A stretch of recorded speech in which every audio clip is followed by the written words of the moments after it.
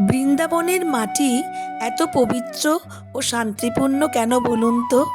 এত নরম কেন বলুন তো? শোনা যায় স্বয়ং শ্রীকৃষ্ণ ভগবান শ্রী রাধিকা তার সখী ও সখাদের সাথে এইখানেই খেলা করতেন। তাদের চরণ স্পর্শে বৃন্দাবনের মাটি হয়ে উঠেছিল অতি পবিত্র।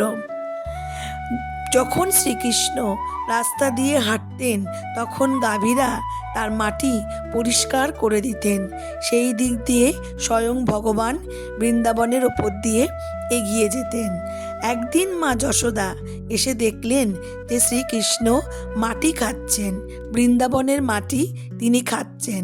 তখন তার মা যশোদা রেগে গিয়ে বললেন যে কৃষ্ণ, মুখটা খোলো তো।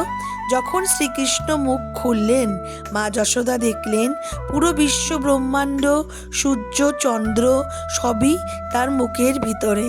তাই বৃন্দাবনে গিয়ে বৃন্দাবনের মাটি স্পর্শ করে ভগবানের আশীর্বাদ অর্জন করুন। বৃন্দাবনের অতি পবিত্র মাটি তুলে কপালে লাগান। এতে আপনারা অনেক দিক থেকে মুক্তি লাভ করবেন। রোগ মুক্তি হবে, সংসারে সুখ সমৃদ্ধি স্বাচ্ছন্দ্য বৃদ্ধি পাবে। আর বৃন্দাবন থেকে আসার সময় অবশ্যই বৃন্দাবনের মাটি সঙ্গে করে নিয়ে এসে ঘরে রাখবেন। বৃন্দাবনের মাটি শুধু মাটি হিসেবে পরিগণিত হয় না, এটি স্বয়ং শ্রীকৃষ্ণের পদধূলি হিসাবে গণ্য করা হয়।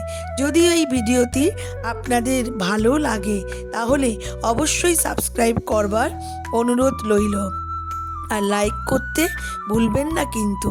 এই রকম ধর্মীয় তথ্যাদি পাওয়ার জন্য বেল আইকনটি টিপে দেবেন, আর কমেন্ট বক্সে অবশ্যই জয় শ্রীকৃষ্ণ, রাধে রাধে লিখতে ভুলবেন না।